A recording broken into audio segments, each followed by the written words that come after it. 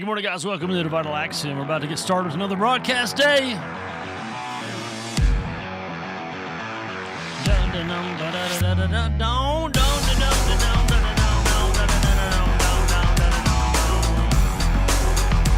Oh, yeah.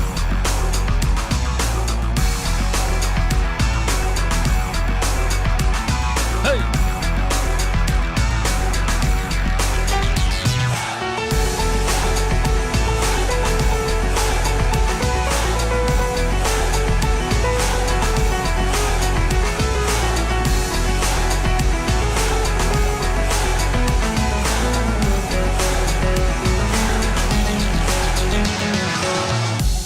Oh, yeah. Da-dum. Come on.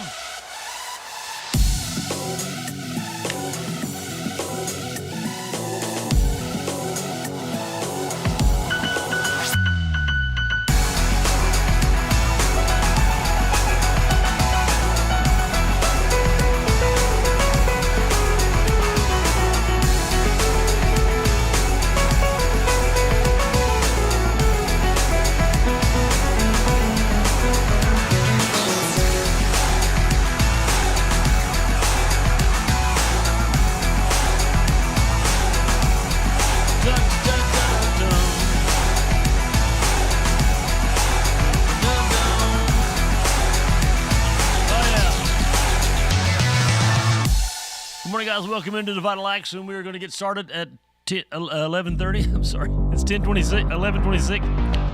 Can't talk. 10:30. No, 11:30.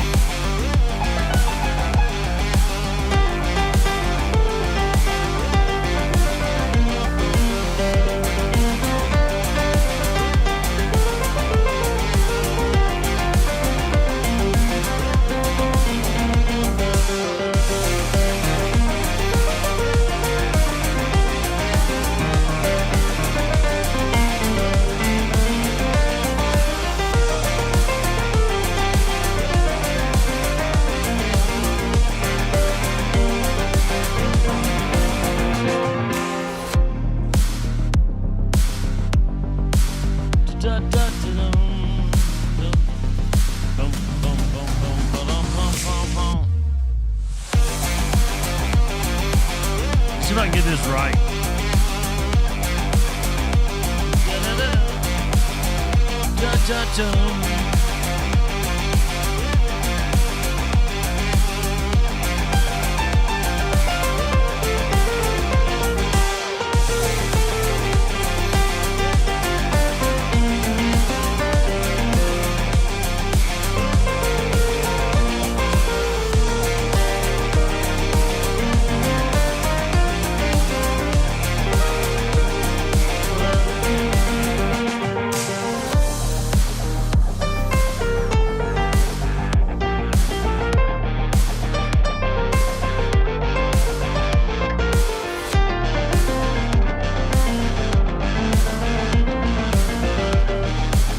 Oh, yeah.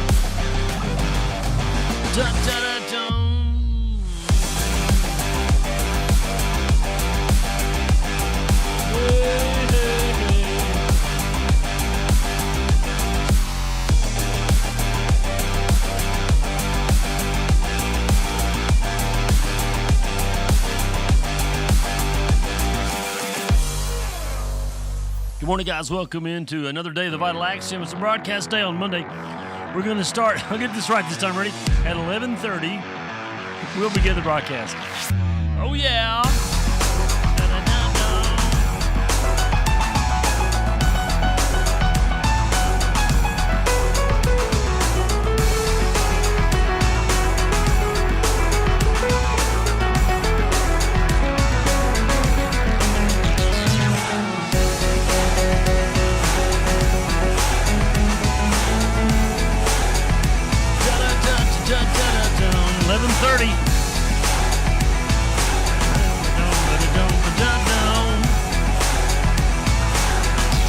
Seconds.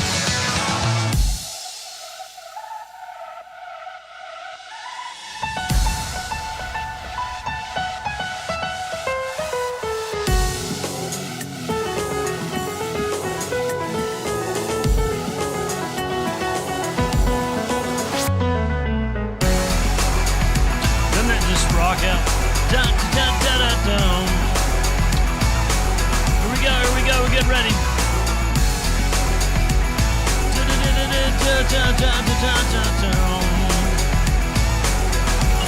So good morning, ladies and gentlemen. You're tuned into the Vital Axiom Network. We broadcast this program daily, 11:30 a.m. Eastern Standard Time from the southwest tip of Virginia, the United States of America. We call it the Vital Axiom. And you might be asking what that is. Well, here's what it is. The word vital means crucial. The word axiom means truth. We call it crucially important eternal truth because we use the Word of God, the Bible, as the foundation for our conversation. We're going to do it again. Are you guys ready to go? Here we go. Hey.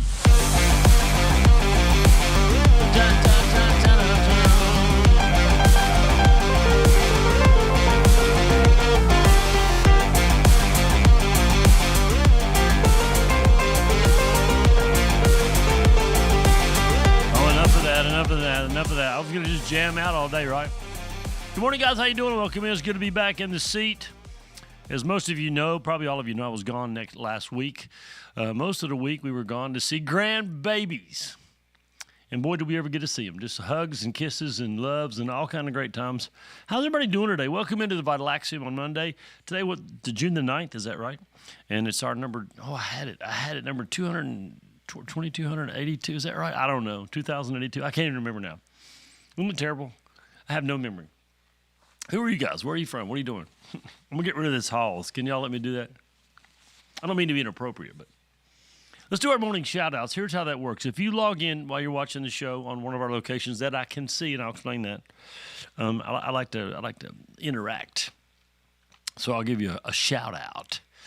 And that's on Instagram, on my personal Instagram. That's on the 4 Facebook locations we broadcast. And also on the Zion Family Ministries YouTube. But if you're on X, and if LinkedIn is working, halftime doesn't work.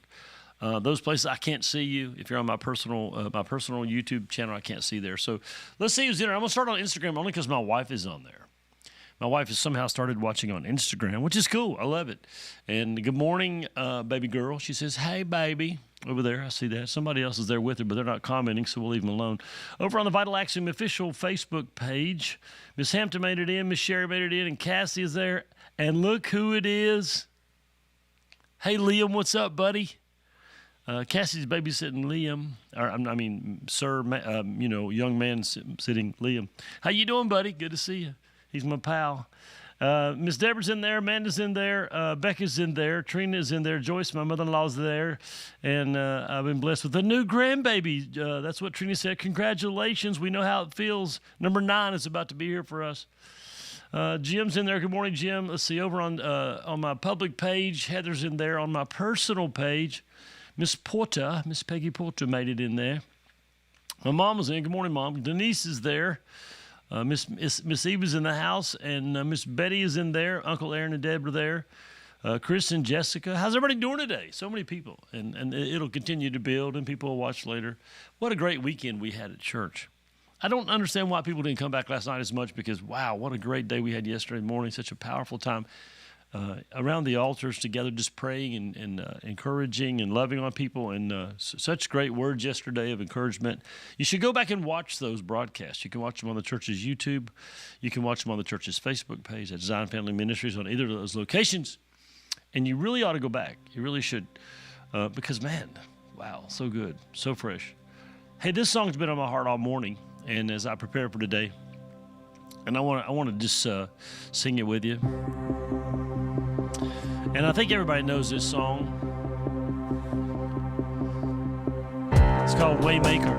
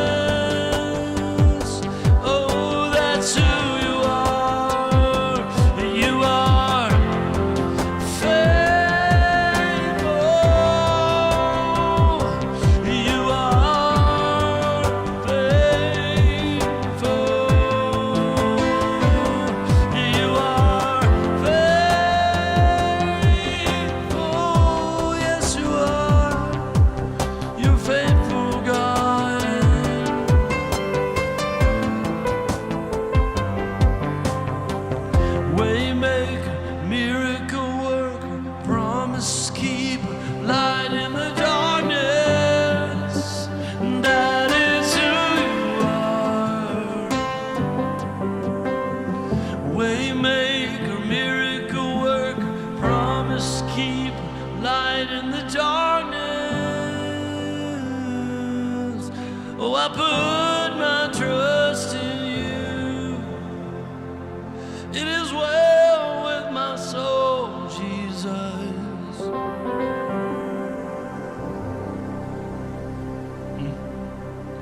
I know sometimes we say, God, I know you're a way maker. Where's my way? And sometimes it's a process. Sometimes it's that process where we have to say, God, I know you're faithful and I trust you and I'm waiting on you. I'm believing you. And just keep pressing forward in faith. Don't stop praying. Don't stop believing. You remember Daniel? Remember he prayed for so many days, 40-some days, and nothing happened. Zero. But then when the angel of the Lord came, he said, well, I was being held back by a war in the heavenlies. The enemy is out against you. And there is some reality to the fact that there's a warfare battle going on. And we have to remember that. We can't forget it. How's everybody doing today? Welcome into the Vital Axiom. Excuse me. And before we get started, let's see if anybody else got in while we were singing together. Luann got in. Rose got in. Miss Patty got in. Toby got in. A bunch of y'all snuck in. Sandy's in there. And Dodie, I think, is in there. Anybody else? Zion Family Ministries quiet today. Kim and Jackie got in. Chris, there's Rita. Regina, can't read. Feel a little hyper. That's me, though. It's my ADHD kicking on in. I don't even know if I have that, but I'll take it. Dodie said, still praying for Rebecca's miracle. Got to hang in there, man. Can't give up. No giving up, right? We can't give up. And Jesus is all we have and all we need. But we have to remember that. And we live in a world of chaos and affliction, and that's part of the process. How you guys doing? Listen, I want to tell you a little something, and then I'll jump into our conversation today. I'm actually working on a book. I'm working on it. I've got probably 30-some pages written. It's about generational hooks. The name of the book will be called Hooks. At least that's the working name. And it's just about discovering things in our life. And I'm gonna I'd like to fill you guys out on this. The publishing company that has expressed a desire to work with me, and it's not cheap. It's like $10,000. And I don't know how to raise that money. I don't feel comfortable asking the church for it. I don't feel good about that. I don't have it personally. So I thought what I might do, and I want your opinion. I'd like your feedback on this. I thought we'll just do like a sort of a GoFundMe. I'd use PayPal. And you could give like a $100 donation, and then when the book comes out, you get a couple signed copies. And the understanding that you supported ministry, because we're going to take the book and distribute it and do a lot of cool things with it, make Bible studies out of it, all kind of stuff. That's the future desire. I'd like to know what you think about that. That's something you'd be interested in supporting if you'd like to have that. And I may in the next few weeks, because I really need to start the process with the company, 10% discount if you pay up front, so that's like $800 discount. Let me know what you think. I'm not much on money. I don't talk about money ever, and sort of had a conversation with somebody today about not asking for money enough at church or when we have special guests and things like that. I just, because there's so much abuse in the area of money in churches. And I'm not looking to make any money off the book. I really honestly don't even believe that I will. I mean, I'm just being honest. I don't think it's even a possibility. It's just because, let me tell you what happened to me, and then we'll go from there. On Easter Sunday morning, we were having early morning prayer, like 5 o'clock. My son-in-law had been on a 21-day fast, and he'd been having 5 a.m. prayer. And I told him, I said, bro, I won't be there. It's too early. It's Sunday morning, Easter Sunday morning. I gotta be rested, ready. Big day for us at church, and just so much to do, and want to be ready, in a place where I know that I'm ready to preach. And 4:30 in the morning, I was like, ping, wide awake, and I said, well, I guess I'm going to prayer. So I went down at 5 and just began to pray, walk around the sanctuary, and almost instantly with him begin praying. Almost instantly. I mean, within just in a few moments. I had an instantaneous vision of the book cover, and I heard the Lord say hooks. And I started to argue with God. No. And so I've been trying to embrace it, but I'm struggling with the embrace. I am a little bit. Don't have the confidence probably necessary to write a book, but I want you to think about that. And if you would consider participating in that. I'm not going to give you the link or anything yet, because I'm not even sure about that. I've been thinking about it this morning. I would love your input, though. You can private message me. I mean, you can put a comment here if you want, but you can private message and say, Pastor, that's cool. I would love to be a part of that. Or you don't need to do that. You won't hurt my feelings either way. I don't have a message from Sunday because I didn't preach Sunday. Jamie did an incredible job. You really should go watch both services yesterday.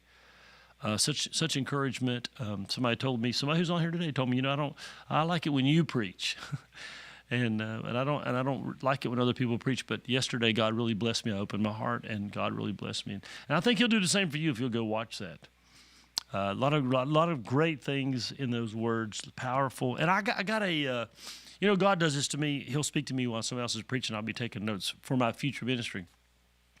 And this is one of those things. He made a quote, I think it was Warren Wiersbe or somebody like that, said, God doesn't look at what you give, He looks at leftovers. So I want to take a little time and talk about leftovers. It's based on a story, and I read the story too. It's in Mark chapter 12, verse 41. And because, one of our callings is to be givers. Jamie shared that so graciously yesterday. And not about money necessarily. Thank you, Mary. Thank you so much. I appreciate that. I'm here, Mary Kessler said. She's here. It's in Mark 12, 41. And Jesus sat over against the treasury. Now, this is funny. He's sitting by the offering plate, which is kind of crazy. Can you imagine if I did that on Sunday? Okay, I'm going to put a box here. I want you to come and show me everything you give. We don't even take up offering anymore. We just say you can give online or on your phone. We have some receptacles, and you can drop something in there. People are such faithful givers. They're so good to give. And Jesus sat over against the treasury and beheld how the people cast money into the treasury. He's watching their offering giving. And many that were rich. Now, I want you to see these words. Many that were rich cast in much, which would seem appropriate, right? We think in America the rich should pay for everything. They owe us. But now owing God and being obligated to God and us, there's two different things. And so it goes on to say in verse 42, and there came a certain poor widow. Notice the hey princess, notice the words describing her. She is poor and she didn't have a husband. He's passed away. So she's on her own by herself. And in this culture, you can do something, but in that culture, very, very difficult to make it. Because the culture was driven around men, and women really weren't found in the workplace much. It was a real different kind of time. And so she threw in 2 mites, which we don't even know what that is, and that's probably British money. Because that's who translated the King James, which made a farthing. I don't know what a farthing is either. Well, I looked it up. ChatGPT told me that a farthing in today's money would be about $2. So we have these people throwing in major amounts of money, and here's this girl, this lady, this widow, this precious person. She throws in $2. And then he called to his disciples, said, "Hey guys, come here. I want to talk to you a minute." So the disciples come over, and he says to them, let me just say this. This poor widow has cast more in than all which have cast into the treasury. Now, they've been watching too, and they've seen the guys with their fancy clothes, and maybe it says they cast, Jamie made a point about what that looked like. But said that they threw their money in and trying to make a show, I think, probably. That's what I think, because people are super showy, and it came that way. And so the disciples struggled with that. Jesus, how's your math, buddy? We saw what she put in, and she pulled out that little purse she had and drug out nothing, and these guys are over here throwing in chunks of silver. How's your math, Jesus? And for all they did cast in out of their abundance. Now look what he said. Let me say it again. For all they did cast in out of their abundance, but she in her want did cast all that she had. And look what it says, even all her living. That's a powerful verse. It's a powerful, and I want you to think about that. Now this is not necessarily I know I just talked about a book, but it's not about that. It's not about giving offerings at church necessarily. It's just about the idea of what giving really is. What does it represent? And he gave us this quote yesterday that said, man measures quantity, basically, but God measures in leftovers. And I want you to think about that today. God measures in leftovers. So what does that mean? So Jesus looked at these people that came, and they gave huge amounts of money, apparently, but the problem was they had huge amounts of money. So what they gave was insignificant to their wealth.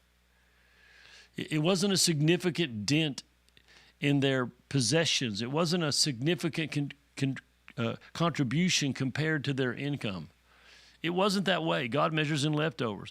Giving is and will always be proportional. Can you say proportional? Say it with me. So think about this. Let's put it in these terms. If I have $10 million, sitting somewhere in a bank, and I give $100, I haven't given much. In fact, really almost, I'm almost like giving you a baby tip. Almost, I would say almost like an insult to God. If you're trying to give to God, not to impress God, but just to be godly, because giving is a godly proposition. If I have $10 million and I give $100, I don't have anything. But if I have $110 and give $100, I've given much. Now, does that mean that everybody's supposed to come in and give everything they have? Well, of course, it doesn't mean that. And I want you to think about that, and then I'll get out of here.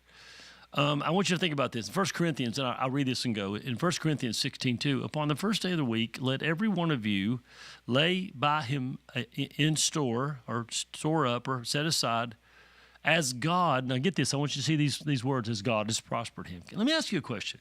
Is your giving, whatever it is, whether it's your life, your time, your money, is it in proportion to what God has given you? We've all been given 24/7. We've all got that, 24 hours a day, 7 days a week. And our wealth levels, our possession levels are different. The question we have to ask ourselves is when we give, is it proportional? Let me read this verse again, and I'll turn the music on and let you know I'm really serious. But on the first day of the week, let every one of you lay up by him in store as God has prospered him. So let me just close with this, and we'll talk a little bit about this tomorrow more. Giving in God's perspective must be proportional. You know, if you have 10 million, which I'm sure nobody here listening does, but if you have 10 million and you give $100, you shouldn't feel good about it. Yeah, we gave. No, you really didn't. You didn't. You sort of made a mockery of giving. And we have to think about that in our own life. My time, my passion. Am I making a mockery of giving, or am I really giving? I'm not even talking about sacrificial now, just real giving, actually giving. Okay, kids, I'm done for the day. I'm going to get out of here. I'll see you tomorrow morning on the Vital Axiom. Now, you know, I do my fake ending, and then I come back and we close the show. So here go to fake ending. Ladies and gentlemen, you've been watching the Vital Axiom, and that stands for crucially important eternal truth, because we use the Word of God as the foundation for our conversations every single day here on the broadcast. We'll be quoting scriptures all the time. And I just want to close by saying thank you for watching. Thanks for being a part of this Vital Axiom family. Thanks for participating in these crucially important eternal conversations. And let me just give you this. Here's my overhead cam. Anybody got any comments as we get out of here? I love comments. Amanda said, I think it's awesome that you're writing a book. Thank you so much, Amanda. That's precious. Thank you. There's Kathy Kim. Pray for Ken. Surgery went well. Praise God. Mr. Hampton's in there. Good morning, Lisa. She said it was so good yesterday, wasn't it? Man. Thank you, Mary, for those encouraging comments. Deborah said, have a blessed day. Anybody else got anything to say? Rod said, I love to whom much is given, much is required. Let's use that tomorrow, Rod. We'll talk about that tomorrow. Miss Patty said, have a great day. Anybody else got anything to say in here? Heather said, wonderful message, Pastor. Have a blessed, wonderful day. I'm going to work on that. I'm going to just chill today. Okay, I think everybody's about done. I'm going to get out of here. Let me look on Instagram. Hold on Instagram. Yeah, that's everybody. That's all the comments I see. Love you guys.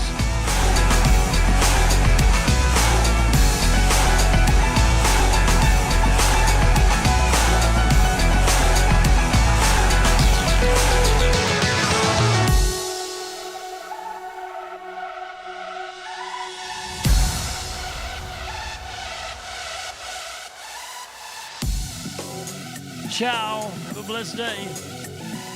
Thank you so much, Trina.